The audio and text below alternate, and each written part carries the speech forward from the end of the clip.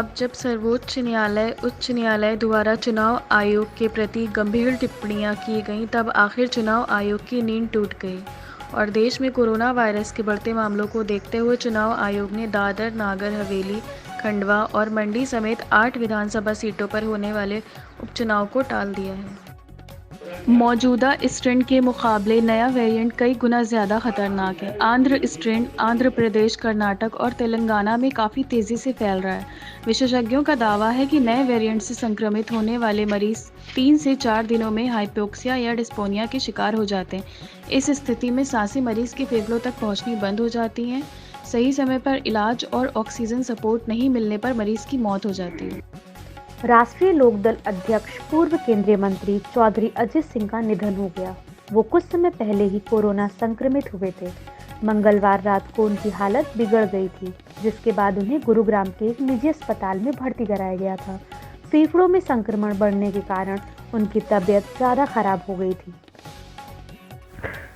Canada ने 12 साल तक के बच्चों के टीकाकरण के लिए फाइजर-बायोनटेक की कोरोना वैक्सीन को मंजूरी दे दी है।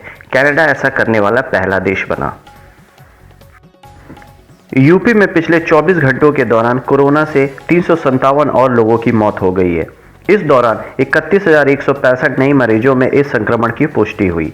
प्रदेश में इस वायरस से मरने वालों की संख्या बढ़कर 14,151 हो गई है। उधर उत्तराखंड में एक बार फिर एक दिन में सर्वाधिक 7,783 कोरोना मरीजों के मिलने का नया रिकॉर्ड बना। इस दौरान 127 अन्य लोगों की मौत हो गई है।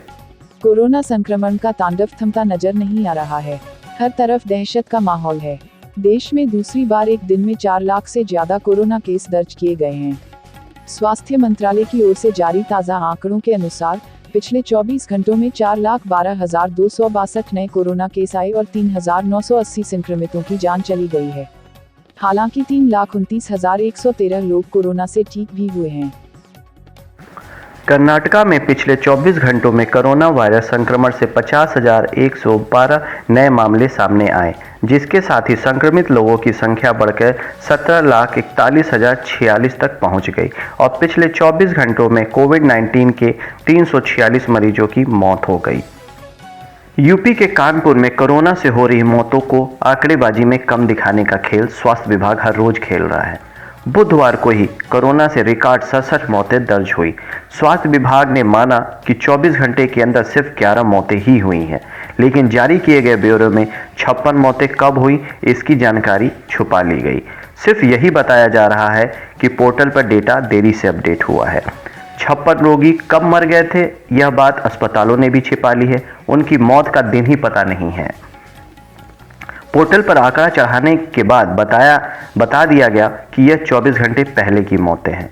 24 घंटे कितने पहले की यह बताने के बजाय लोगों को गुमराह किया गया। ये 56 मौतें अब किसी एक दिन में नहीं जुड़ पाएंगी। जब कभी 5 मई की मौतों की बात होगी तो 11 का ही आंकड़ा ही सामने आएगा और 56 रोगियों के मौत का पता नहीं चलेगा।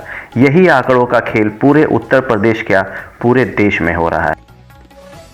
केंद्र ने अब तक कोरोना की तीसरी लहर आने की बात कहकर स्पष्ट संकेत दिए हैं कि देशव्यापी लॉकडाउन होना है। केंद्र सरकार ने साफ किया है कि देश में जिस रफ्तार से कोरोना का संक्रमण बढ़ रहा है, उसके बाद इसकी तीसरी लहर आनी भी तय है।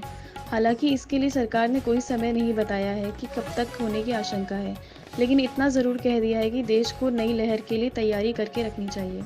उधर सरकार ने देशव्यापी लॉकडाउन लगा जाने की संभावना से इनकार नहीं किया है और नीति आयोग के सदस्य डॉक्टर पीके पॉल ने कहा है कि फिलहाल राज्यों को स्पष्ट गाइडलाइंस दी गई हैं और वहीं उसी के मुताबिक पाबंदियां लगा रहे हैं।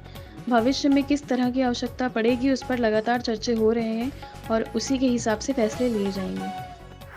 अस्पतालों में भले ही ऑक्सीजन मिलने का समय सीमा न तय हो, लेकिन महामारी के महान संकट के समय भी सेंट्रल विस्टा प्रोजेक्ट के हिस्से के तौर पर चिन्हित प्रधानमंत्री आवास का काम दिसंबर 2022 तक पूरा कर लिया जाएगा। महामारी के बीच इस प्रोजेक्ट का पर्यावरण संबंधी सारी मंजूरी दे दी गई है, जबकि अन्य तमाम तरह की गतिविधियों पर अंकुश लगा हुआ है। केंद्र ने सेंट्रल विस्टा प्रोजेक्ट को आवश्यक सेवाएं के तहत ही रखा है ताकि लॉकडाउन जैसे पाबंदियों के दौरान भी इसका काम न रुके। केंद्र सरकार की हरी झंडी के बाद प्रोजेक्ट का काम नई रफ्तार पकड़ रहा है। विपक्षी दलों, अधिकारी, कार्यकर्ताओं के कड़े ऐतराज के बावजूद सरकार एक निश्चित समय सीमा के भीतर संसद भवन और अन्य इमारतों के कार्यकाल को लेकर प्रतिबद्ध दिखाई पड़ रही है। सारा देश महामारी से जूझ रहा है, लोगों का कारोबार बंद है, कहीं कोई निर्माण कार्य नहीं हो रहा है, लेकिन इस भवन का काम पूरे जोरों पर बिना रुके जारी है। उत्तर प्रदेश की राजधानी लखनऊ में कोरोना से संक्रमित लोगों को विराज दास सागर निःशुल्क भोजन उपलब्ध करा रहे हैं। विराज सागर दास ऐसे कोविड संक्रमित लोगों को उनके घर पर सुबह शाम दोनों वक्त का खाना उपलब्ध करा रहे हैं, जिनका कोई नहीं है या जो किसी कारण से मजबूर हैं। कॉल कर देनी होती है जानकारी। विराज सागर दास ने लखनऊ में कोविड मरीजों के लिए दोनों वक्त का खाना उपलब्ध कराने की यह मुहिम शुरू कर रखी है। इसके लिए मोबाइल नंबर 7392975595 पर कॉल करें। भारत में पिछले 14 महीने में एक अदृश्य दुश्मन ने 2 लाख से अधिक लोगों को मार डाला है और दुनिया की 5वीं सबसे बड़ी अर्थव्यवस्था को बेबस कर दिया है। महामारी ने सार्वजनिक स्वास्थ्य प्रणाली को बेदम कर दिया है। लोग भयभीत और असुरक्षित हैं। यह राष्ट्र का सुरक्षा का एक महत्वपूर्ण और गंभीर मामला है, क्योंकि यह शत्रु अब भी हर रोज घातक हमले किए जा रहा है। अब तक हुए छोटे बड़े सभी युद्धों को और चरमपंथी हमलों को मिलाकर भी इतने लोग नहीं मरे या अर्थव्यवस्था को इतनी क्षति नहीं पहुंची जितनी इस अदृश्य दुश्मन से पहुंच रही है, और यह सब कुछ अभी थमने की कोई उम्मीद नजर नहीं आ रही है। देश में कोविड-19 महामारी में ऑक्सीजन की किल्लत दूर करने में भारतीय नौसेना भी जुट गई है। नौसेना ने फारस की खाड़ी और दक्षिण पूर्व एशिया के विभिन्न देशों से तरल ऑक्सीजन व अन्य मेडिकल सप्लाई लाने के लिए ऑपरेशन सेतु समुद्रम 2 की शुरुआत कर दी है। इसके तहत 9 युद्धपोतों को इन देशों में भेजा गया है। भारतीय रिजर्व बैंक के गवर्नर शक्तिकांत दास द्वारा बुधवार को की गई घोषणाओं का उद्योग जगत में स्वागत किया है।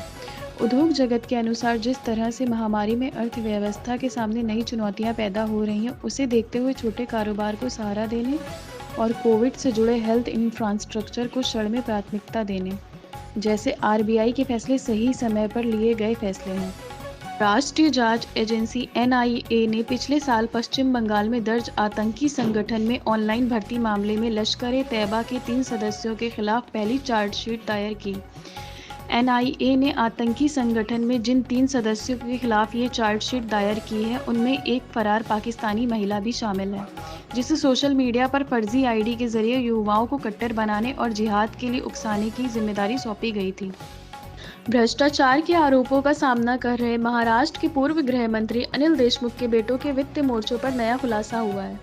मामलों की जांच कर रही CBI को देशमुख के बेटों की आधा दर्जन कंपनियों के बारे में पता चला है। देशमुख पर मुंबई के पूर्व पुलिस आयुक्त परमबीर सिंह ने आरोप लगाए थे। सूत्रों के हवाले से बताया गया है कि देशमुख के 2 बेटों सलील और ऋषिकेश की 6 कंपनियों के बारे में पता चला है। देशमुख के खिलाफ भ्रष्टाचार के आरोप की जांच के बीच CBI दोनों बेटों की कंपनी के आर्थिक रिकॉर्ड्स की जांच कर रही है। राजस्थान के जोधपुर सेंट्रल जेल में बंद 80 वर्षीय आसाराम बापू की तबीयत बिगड़ गई है। स्वास्थ्य में गिरावट के बाद उसे MGH कोविड सेंटर भेज दिया गया है। आसाराम कोरोना संक्रमित हैं। 3 दिन पहले उनमें कोरोना के लक्षण देखे गए थे, जिसके बाद उनकी जांच की गई थी। जांच सैंपल की रिपोर्ट पॉजिटिव आई है। लखनऊ में विभूतिखंड स्थित सन हॉस्पिटल के संचालक अखिलेश पांडेय पर FIR दर्ज। कोविड मरीजों को ऑक्सीजन की कमी की बात कहकर दूसरे अस्पताल भेजने का लगा था आरोप। जिला प्रशासन की जांच में अस्पताल का झूठ सामने आया। जांच में खुलासा हुआ कि अस्पताल में पर्याप्त मात्रा में उपलब्ध थी ऑक्सीजन। इलाहाबाद हाईकोर्ट प्रशासन ने उच्च न्यायालय सेवा संवर्ग के 9 अधिकारियों को पदोन्नत किया है। प्रभारी महानिबंधक वत्सल श्रीवास्तव की ओर से जारी अधिसूचना के अनुसार प्रोन्नत अधिकारियों में संयुक्त निबंधक लखनऊ श्रीश कुमार जी को निबंधक, उप निबंधक क्षमा श्रीवास्तव व जगलाल जी को संयुक्त निबंधक, सहायक निबंधक राकेश कुमार श्रीवास्तव व प्रभात कुमार को उप निबंधक, अनुभाग अधिकारी मीरा श्रीवास्तव को सुधीर कुमार सैनी लखनऊ को सहायक निबंधक और समीक्षा अधिकारी शशांक भूषण लखनऊ व धर्मेश राजन को अनुभाग अधिकारी बनाया गया है।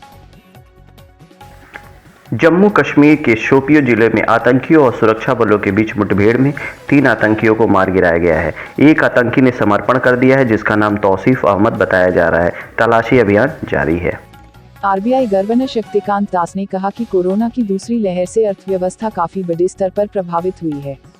RBI पूरी स्थिति पर नजर बनाए हुए है। इस समय दूसरी लहर के खिलाफ बड़े कदम की जरूरत है। उन्होंने आगे कहा कि कोरोना की पहली लहर के बाद अर्थव्यवस्था में रिकवरी दिखनी शुरू हुई थी, लेकिन दूसरी लहर ने एक बार फिर संकट पैदा कर दिया है। दास ने कहा, ग्लोबल अर्थव्यवस्था में रिकवरी के संकेत हैं। भारतीय अर्थव्यवस्था भी दबाव से उबरती दिख रही है। भारत के कोविड संकट से बाहर निकलने की क्षमता पर विश्वास है। उत्तर प्रदेश के गोरखपुर जिले में जिला पंचायत सदस्य के चुनाव के रिजल्ट के बाद हिंसा देखने को मिली है। जिला पंचायत सदस्य के उम्मीदवार रवि निषाद और कोडरी निषाद अपने समर्थकों के साथ ब्रह्मपुर विकास खंड कार्यालय पहुंचे और अधिकारियों पर धोखाधड़ी का आरोप लगाते हुए प्रदर्शन शुरू कर दिया। इस दौरान प्रदर्शनकारियों की उग्र भीड़ ने पुलिस चौकी पर पथराव किया और उसमें आग लगा दी। 3 लड़ाकू विमान राफेल का छठा जत्था आज फ्रांस से भारत पहुंच गया। ये तीनों विमान भारतीय वायुसेना की राफेल विमान की द्वितीय स्क्वाड्रन का हिस्सा होंगे। नए जत्थे के 3 राफेल विमानों के भारत पहुंचने के बाद भारतीय वायुसेना के पास इन विमानों की संख्या बढ़कर 21 तक पहुंच जाएगी। चीन का एक बड़ा रॉकेट अनियंत्रित होकर पृथ्वी के चारों ओर चक्कर लगा रहा है और आने वाले कुछ दिनों में ये धरती पर वापस गिर सकता है।